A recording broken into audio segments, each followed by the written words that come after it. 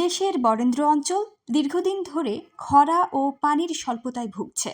রাজশাহীর তানোর ও গোদাগাড়ী উপজেলায় প্রায় 12,000 আদিবাসী নারী কৃষি শ্রমিক হিসেবে কাজ করেন।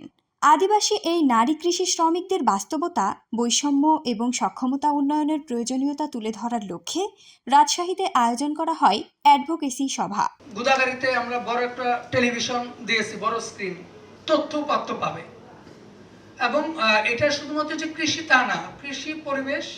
অক্সফাম ইন বাংলাদেশের সহযোগিতায় কাল্টিভেটিং চেঞ্জ কর্মসূচির অধীনে এই সভা আয়োজন করে association for community development ACD. সভায় বক্তারা বলেন, বরেন্দ্র অঞ্চলে খরা পরিস্থিতি দিন দিন তীব্র হচ্ছে, যার ফলে খাদ্য উৎপাদন ও জীবিকা মারাত্মকভাবে ক্ষতিগ্রস্ত হচ্ছে।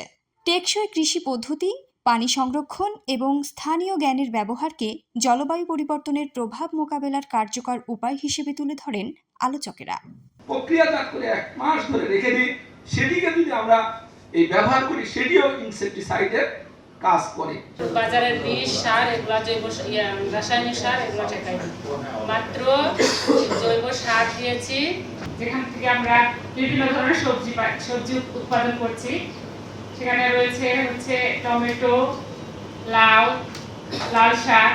সভায় নারী কৃষক, সরকারি কর্মকর্তা, এনজিও প্রতিনিধি, ব্যবসায়ী ও সাংবাদিক সহ 30 জন অংশগ্রহণ করেন।